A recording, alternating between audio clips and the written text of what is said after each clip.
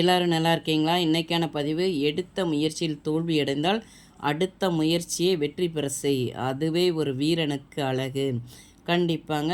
முதல் வாட்டி ஒரு முயற்சி எடுக்கிறோம். எந்த பிஸ்னஸாக இருக்கட்டும், ஒரு பரீட்சையாக இருக்கட்டும், ஏதோ ஒன்றில் நமக்கு தோல்வி ஆயிடுச்சு அப்படின்னா, அடுத்த முயற்சியில் அந்த தோல்வியில் அடைந்ததில் எதனால் நம்ம தவறு பண்ணியிருக்கோம், நம்ம எதுலையோ ஒன்றில் தவறு பண்ண போய் தான் அந்த தோல்வின்னு ஒன்று ஏற்பட்டிருக்கு.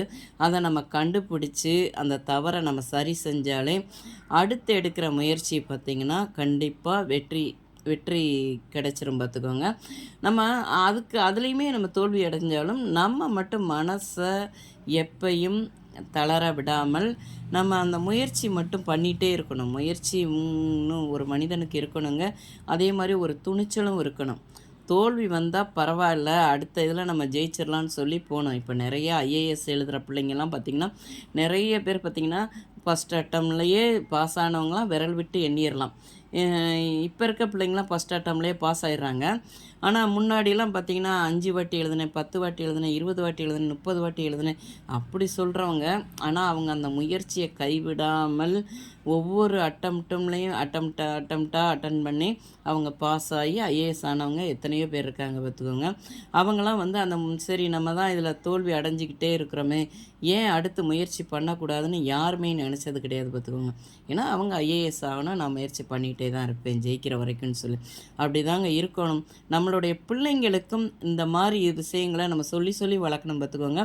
ஃபஸ்ட்டே ஒரு இதில் இப்போ நீட் எக்ஸாம் எக்ஸாமில் ஃபெயில் ஆகிட்டா அவ்வளோதான், நிறைய பிள்ளைங்க ஏதேதோ பண்ணிக்கிறாங்க. ஆனால் பேரண்ட்ஸு தான் அதுக்கு முக்கிய காரணம்.